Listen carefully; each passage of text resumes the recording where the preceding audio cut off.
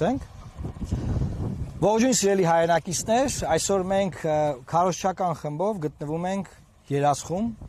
եւ ուզում եմ ես ձեզ ցույց տալ Երասխում 2 տարի առաջ կառուցվող մետալուրգիական գործարանը, տեսեք հիմքերը գծված են, բավականին մեծ գումարներ է ծախսվել եւ գործարանը չի կառուցվել։ Ինչու ենք մենք այստեղ, ինչու ենք մենք մեր արշավը սկսել Երասխից։ Մեզ համար Հայաստանի Հանրապետության Սահմանադրության առաջին հոդվածը առանցքային հիմնարար նշանակություն ունի, իսկ այդ հոդվածը խոսում է Հայաստանի Հանրապետության ինքնիշխանության մասին։ Ահա այն ինքնիշխանության սիմվոլը,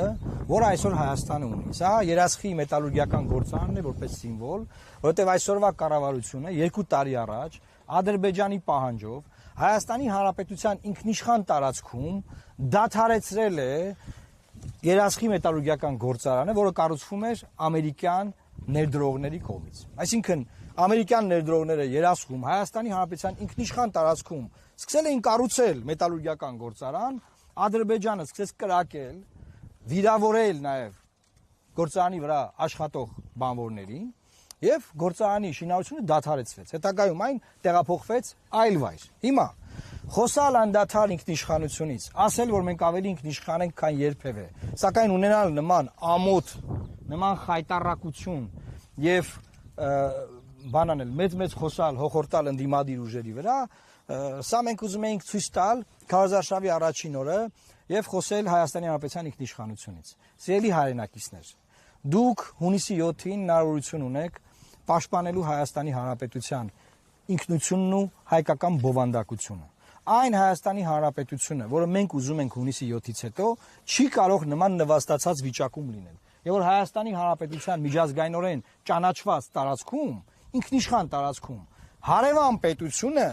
կրակելով արգելում է կառուցել գործարան, որը բոլոր չափանիշներին համապատասխանող գործարան է, եւ այս իմաստով շատ կարեւոր ենք մենք համարում, որ մեր հայրենակիցներն իմանան, որ մեր թիմը այս ընտրություններին մասնակցելով սպառողական խոստումները մի կողմ դրած, խոսում է այն խնդիրներից, որոնք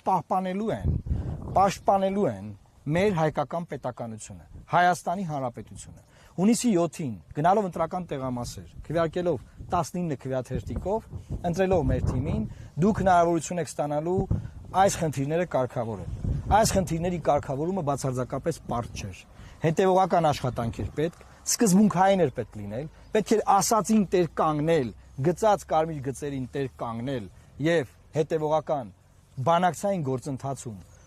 կանգնել մեր դիրքերի վրա եւ այս գործարանը կկառուցվեր։ Բայց ինչ արել մեր իշխանությունը։ Մի հատ շրջակա միջավայրի նախարարության հայտարարություն, մի հատ ԱԳՆ նախարարության հայտարարություն, մի քիչ կրակոց եւ որոշել են, որ դե լավ թարգենք, լավ։ Մեր ինքնիշխան տարածքն է, դե բայց դե բան չկառուցենք այստեղ գործարանը, գնանք ուրիշ տեղ։ Էսա այսօրվա իրավիճակը, ձեզ կասեն 10,000 դրամով ձեր թոշակն ենք ավելացնում, մեկը կասի ձեր դեղերն ենք էժանացնում, այն մյուսը ուրիշ բան կասի։ Իմացեք, եթե ինքնիշխան, անկախ հայկական պետականություն չունեցանք, մենք բացարձակապես որևէ ձևով որպես ազգ չենք կարող պաշտպանված լինել ապագա ցեղասպանություններից եւ ապագա արհավիրքներից։ Սա է մեր այսօրվա ուղերձը։ Մենք սրանով ցույց ենք տալիս, որ որպես կուսակցություն, որպես ընտրություններին մասնակցող ուժ մեր համար առանցքային կարևորության հարցերը, այսինքն առաջնայինը երկրորդականից տարբերակված են եւ մեր քարոզարշավը սկսում ենք ինքնիշխանության թեմատիկայով։ Այստեղ նաեւ ուզում եմ ցույց տալ մեր խորհրդանիշը, մեր վահանը,